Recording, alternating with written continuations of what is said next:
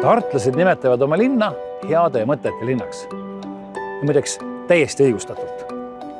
Sest paljud põnevad ideed, huvitavad lahendused ja targad mõtted on just siit alguse saanud.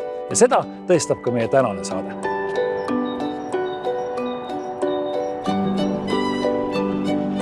Ülikooli ja Toomemäe kõrval on Tartu linnapildis kindel koht ka korrusmajadel, mida kõikides Nõukogude Liidu linnades 60-ndatel elamispinna probleemide lahendamiseks massiliselt ehitati. Lihtsaid äravahetamisi sarnaseid karpe hakkas rahvas toonase Nõukogude Liidu kommunistliku partei peasekretäri Nikita Hruštšovi järgi kutsuma hruštšovkadeks.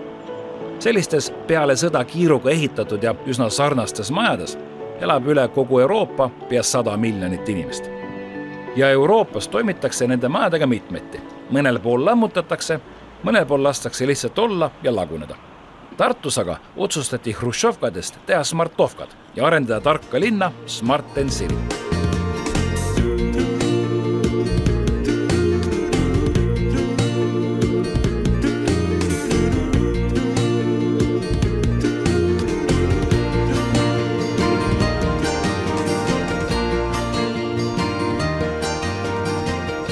Tartlased on alustanud taas ühe suure projektiga.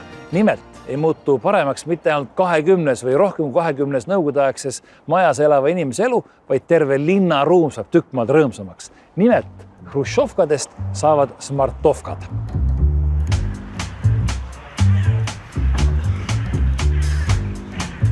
Eestis ei ole mitte kunagi ühtegi hoonet rekonstrueeritud ligi nullenergia hoone tasemele.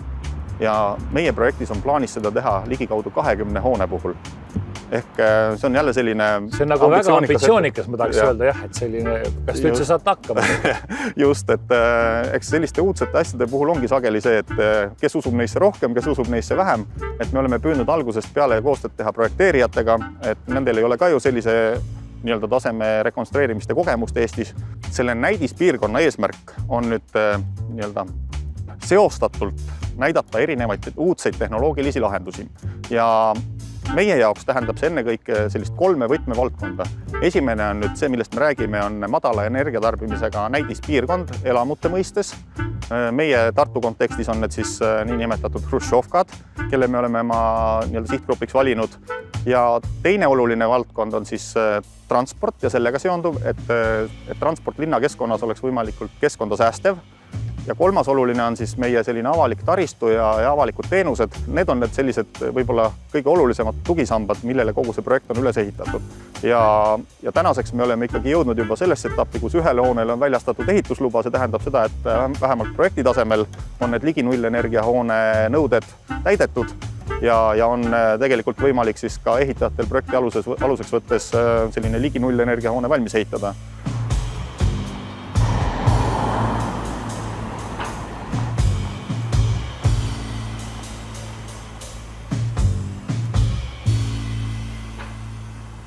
Miks te otsustasite selle projektiga liituda? No põhjused ja mitmeid renoveerimise plaanid olid ammu ja kui nüüd Tartu linna toetus välja kuulutati, siis oleks kummaline sellest mitte kinni haarata. Aga peamine põhjus on eelkõige selles, et maja on vana ehk ehitatud aastal 1964 ja tema kasutusajaks planeeriti 50 aastat. See on nüüd täis saanud. See sai just läbi ju. Just, et maja on õnneks püsti, aga kui midagi ette ei võta, siis ta väga kaua enam võib-olla püsti ei ole. Mis selle maja elanike jaoks selle vaekausi siis kallutas renoveerimise poolt? No ma julgen öelda seda, et võib-olla see, et see omanikkond on siin vahetunud, et on siis tulnud palju selliseid uusi elanikke, nooremaid elanikke, kes võib-olla vaatavad kaugemasse tulevikku selle maja puhul ja on huvitatud, et maja saaks korda, sest kes ikka tahab sellises koledas või lagunevas majas elada. Kas teil sellist mõtet ei tulnud pähe, et võtaks selle hruštšovka üldse maha, kui 50 aastat on täis, eluiga läbi, et ehitaks täitsa uue maja? Koht on ju hea. Just, et sellised mõtted käivad ikka igalt koosolekult läbi ja ma arvan, et see oleks iga arendaja unistus võtta see maja siit maha ja teha üks uus arendusprojekt. Aga reaalsus on see, et kindlasti uue maja ehitamine läheb oluliselt kallimaks teiseks, kuhu sa paned need elanikud, kes siin elavad, et see on kindlasti probleemiks väga paljudele elanikele, kes siin elavad. Ja kolmandaks, me ei saa mööda vaadata nendest toetustest, et ma arvan, et seda renoveerimist sellisel kujul ei tuleks, kui meil ei oleks kasutada KredExi toetust ja Tartu linna toetust. Et need siiski annavad väga suure osa, võib öelda jämedalt kuni 2/3 kogu sellest renoveerimisprojekti maksumusest. Nii, sina jaoks on siis igapäevane asi Hruštšovkas käia, jah? Just, et teeme siit ukse lahti. Mina saatan Hruštšovkas arves, kui ma ühele sõbrale külas käin. Ossa poiss, no ma seespoolt saab juba rohkem aru, et see asi vajab renoveerimist. Just. See on... Nii. See on väga palju ruumi ei ole siin Hruštšovkas austaldes. Seinad. Ja. Seinad, kuigi isegi üsna siin mitte väga ammu võib-olla üle värvitud, aga ikka juba laguneb kõik. Kahekesi kõrvuti Hruštšovkas trepist üles minna ei saa. Tuleb minna üksteise järel. Suhteliselt palju uksi on siin siukse pisikese... Jah, see on Hruštšovkade omapära, et palju väikseid kortereid, et ikkagi võimalikult paljudele peredele tagada elamispind ja suruda nad väiksele pinnale kokku. Ma väga pingutan, ma peaaegu et suudan mõlemat ust puudutada, 20 senti jääb puudu mõlemat poolt.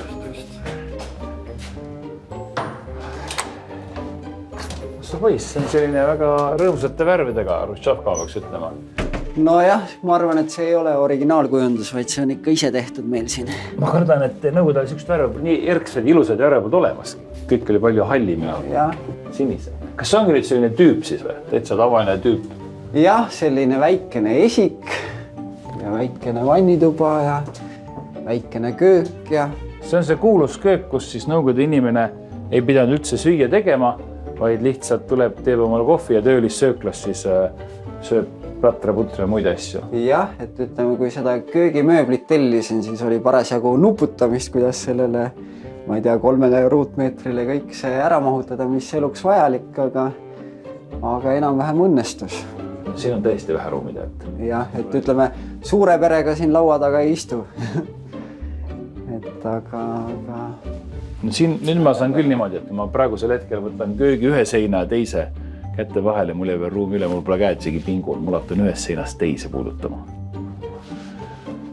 Nii, köögist välja ja siis on kuskil, siin mitu tuba siin üldse on, kuulge? See on 3-toaline korter, nii et siin majas on 1-toalised, 2-toalised, 3-toalised. Ja 3-toaline peaks olema natuke alla 50 ruudu, eks ole, nii palju? No 50 on selle korteri pindala.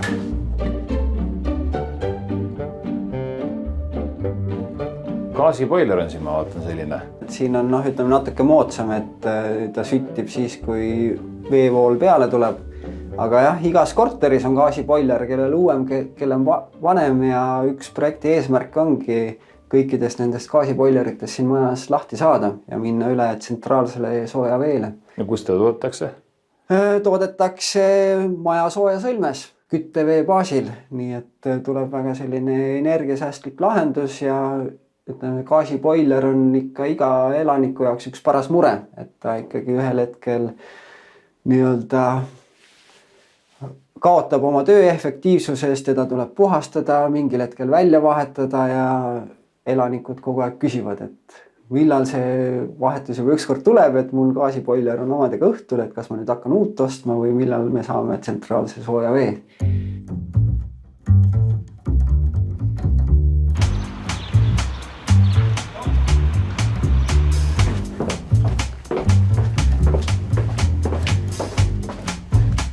Kuhu me nüüd sattusime? Oleme jõudnud maja sooja sõlme.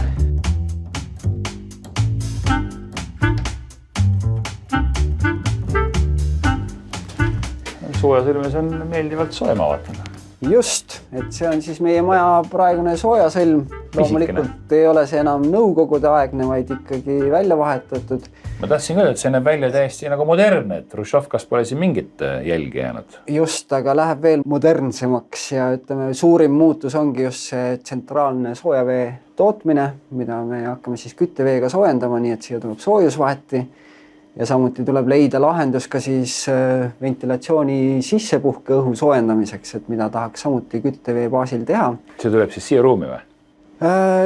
Tõenäoliselt see seadeldis ise tuleb ikka katusele, aga siit ruumist tuleb siis kütteveega kuidagi katusele ka jõuda, et seal seda sisse puutuvat õhku soojendada. Aga nii, et see kütte on ikkagi nii-öelda kaugkütte või? Jaa, kaugkütte. Ja siis teie kuidagi lihtsalt siin majandate selle küttega? Just, et Fortum on kogu selles Tartu linna projektis oluline partner.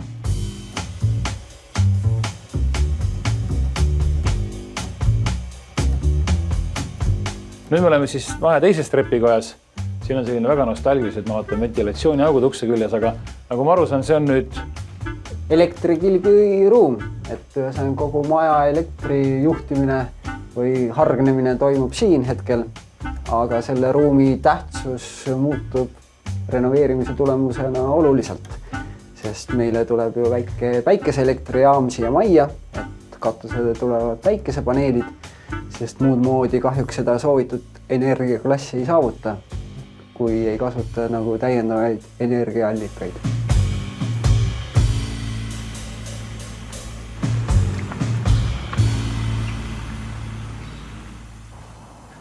No seal keldris tunduvad päris suured muutused tulevat. Jaa, plaan on täitsa puhtaks lüüa ja uuesti teha kõik Uus ja ilus. Uus ja ilus, just. Aga siin, kui nüüd väljapoolt seda maja vaadata, mis siis siit väljaspoolt nüüd muutuma hakkab?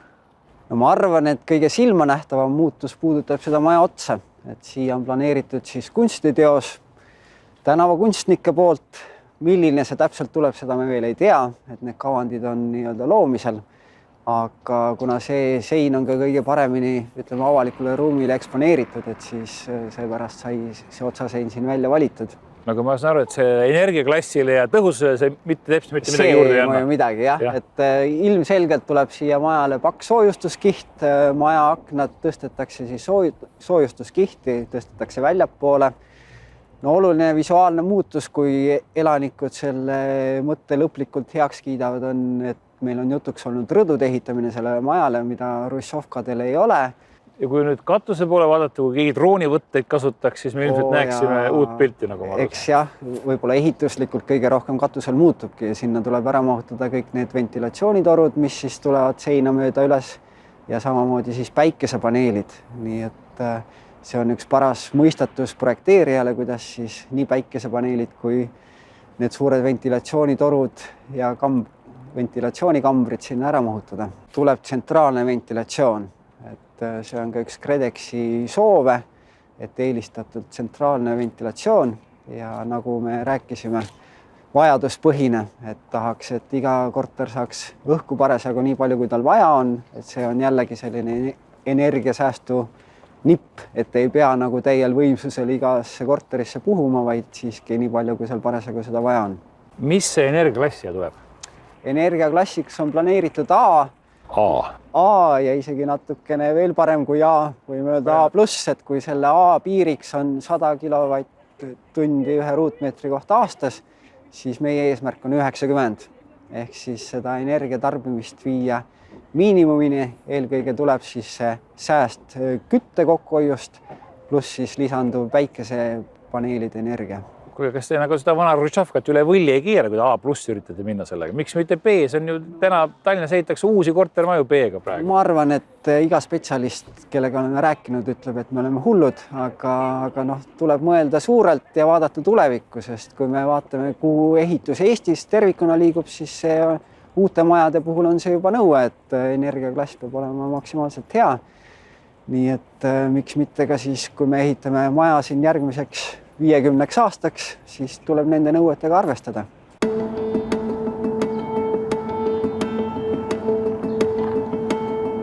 Pilootmajade ühistud on hakkamist täis. Plaanid on valmis ja nende hea asukohaga kesklinna korterite väärtus tõuseb ning elamistingimused paranevad juba õige pea. Turu ja Tiigi tänava 23 Russovkat peaks 2,5 aasta pärast hoopis teisiti välja nägema. Kas see tundub mulle niisugune hirmus ambitsioonikas plaan ausalt öeldes need majad teha siis A+ või A energiaklassi? On see võimalik? On küll võimalik, jah. Me eelnevalt, kui me seda plaani tegime, siis me kalkuleerisime läbi, et see on võimalik ja see on ka enam-vähem selline piiri peal, kuhu nende majadega võib-olla tasub üldse minna.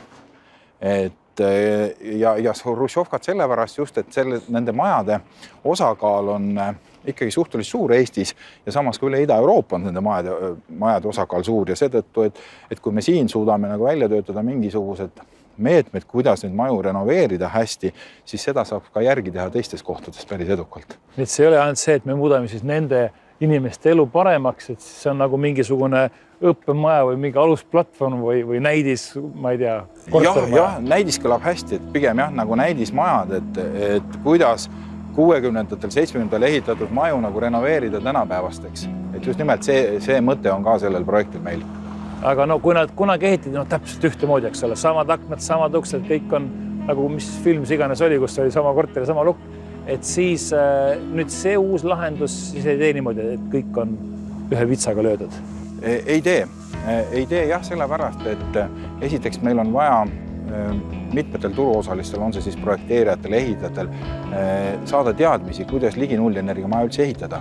Ja seetõttu oleme ka meie läinud seda teed, et ei mõtle välja üks seltskond ühte konkreetset lahendust, vaid oleme appi kutsunud erinevad projekteerijad ja hiljem ka erinevad ehitajad, pakume välja oma lahendusi, et saavutada meie eesmärk ehk see A-klass ja vastavalt sellele siis sellega ka areneb turg meil nii projekteerijate osas kui ka siis ehitajate osas, et olla valmiks selleks ligi nullenergiamajadeks, mis tuleb meil aastal 2020.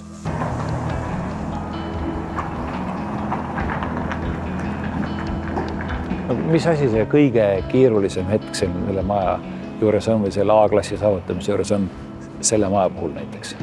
No kõige keerulisem ongi tegelikult see A-klass ise. A-klassi saavutamiseks on ikkagi võtmeroll täna Eestis üldse on oma krundi peal või oma majas taastuvenergia tootmine. Ja meie oleme valinud selleks, et seda taastuvenergiat toota, siis toota seda läbi päikesepaneelide ja toota seda elektrina. No kas on veel mingit võimalust, kuidas taastuvenergiat üldse toota sellises majas või sellises kohas? Tiivikud ei generaatorid ei pane katus. No jah, päikeseenergia kasutamine tegelikult ongi enam-vähem ainukene võimalus, mis nendes maades tuleb. Küll on aga võimalik, et kas toota elektrit või toota siis sooja vett päikesepaneelidega, et meie oleme valinud lähme elektri peale, kuna see on universaalsem ja seda kannatab ka võrku müüa. Konkreetselt nendes majades, mis siin on, väiksemates majades, tuleb ikka toota 60-70% maja energia tarbimisest päikesepaneelidega, et saavutada seda A-klassi siis.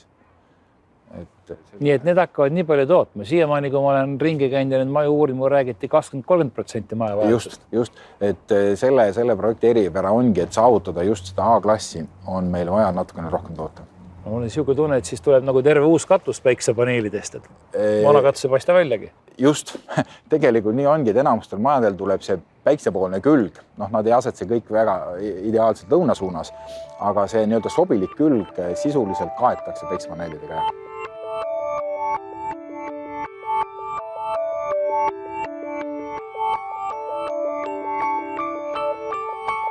Energiasääst ja taastuvenergia on kaasaegsed võlusõnad Euroopas.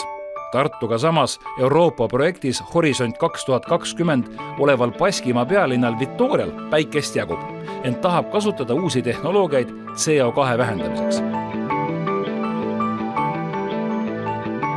Sonderborg Taanis soovib aga 2030. aastaks jõuda nii kaugele, et kogu linnale vaja olev energia tuleks taastuvallikatest.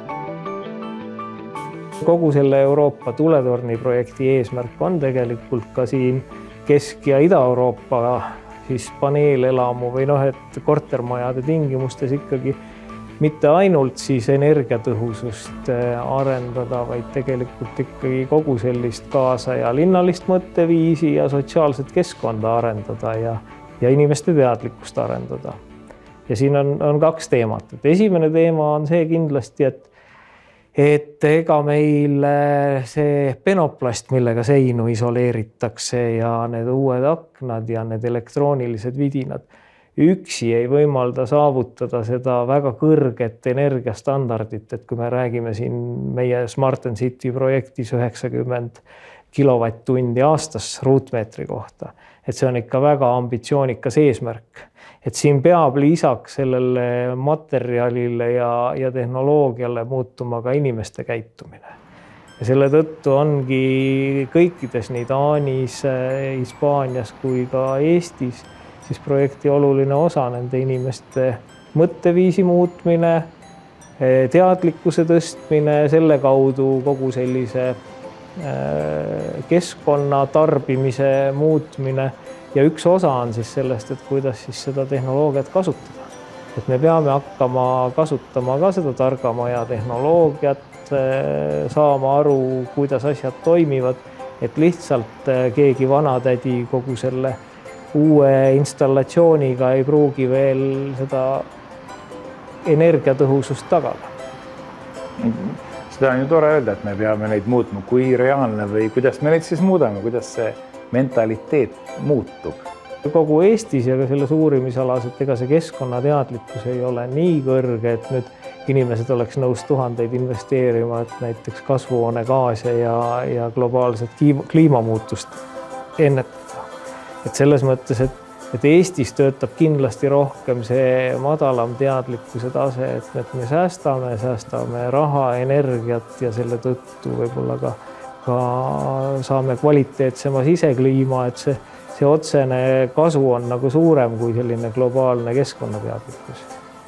No ma arvan, et kõige olulisem on see, et tegelikult kogu selle projekti käigus, et nüüd me oleme juba üle aasta töötanud, et tegelikult me näeme, et need aktiivsed ühistud tulevad kaasa, neil on entusiastlikud ühistu juhatuse liikmed ja entusiastlikud lihtsalt korteriomanikud, et samm-sammult see mõtteviis muutubki, et ega me proovisime teha ka suurt seminari ja kutsuda nad kohale ja need elanikud ja rääkida, aga tänapäeval on see koolitamine, et see tuleb eri vahendeid pidi ja samm-sammult saavad nad teada, miks seda ventilatsiooni on vaja ja kuidas see temperatuurisensor töötab, et ma arvan, et see teadmine kasvab tegelikult samm-sammult koos siis selle renoveerimisprotsessi ja ka selleks valmistumisega. Et see ei ole niimoodi, et me nüüd teeme koolitusprogrammi ja 2 aasta pärast on meil eeskujulikud keskkonnateadlikud elanikud.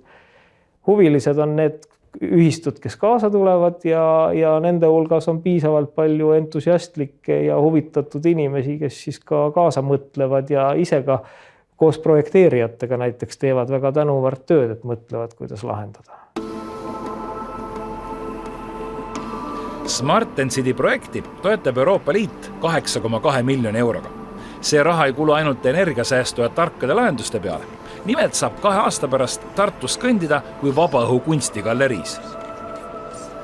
Kogu see nutikus, mis siis saab majade sisse, et need majad võiksid ka oma välisilmelt kuidagi erilisemaks saada ja midagi sellist erakordset Tartu linnaruumi luua. Meil oli tegelikult selline rahvusvaheline kunstikonkurss eelmise aasta lõpus, kus oma soovi siis Tartusse tulla, oma kunsti luua nii välismaalt kui ka Eestist pärit kunstnikud. Neid oli kokku 54 inimest, kes praeguses faasis sellist soovi avaldasid ja keda siis ka žürii arvas, et nende käekiri võiks haakuda kõigi nende toredate mõtetega, mis siin Tartu linnaruumiga plaanis on.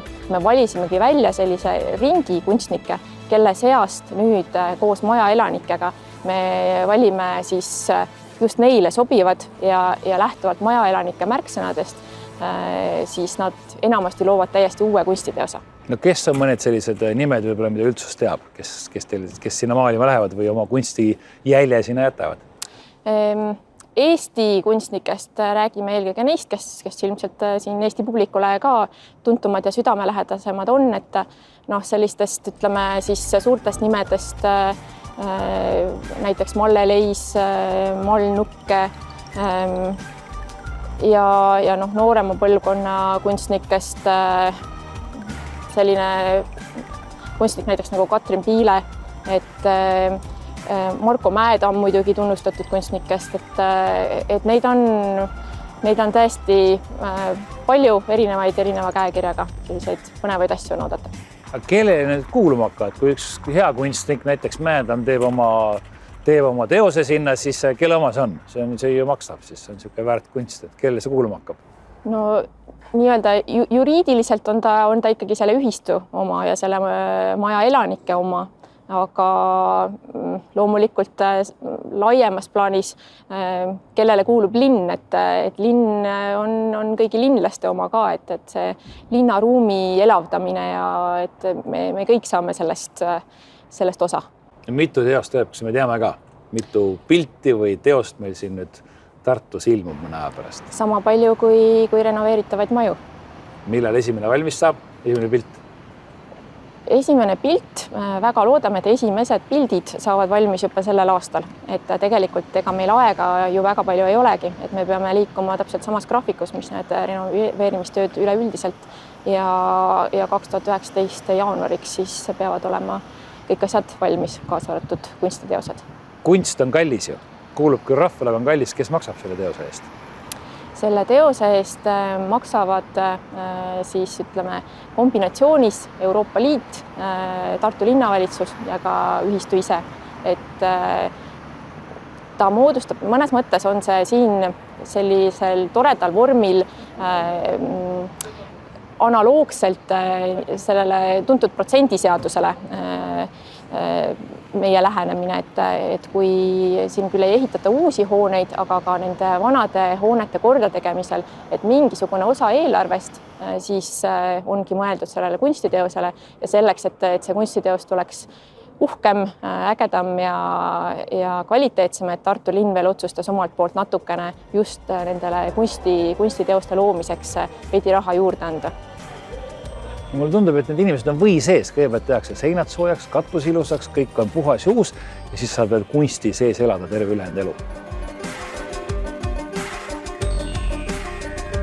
No ma ei tea, mis tunne teil jäi tänast saadet vaadates, aga mul jääb küll selline mulje, et tuleviku Smart Cityst võib saada vaata, et Tartu üks kõige ihaldatum linnaosa ja sellest kogemusest, mida siin pakutakse, saab õppida terve Euroopa tulevikus.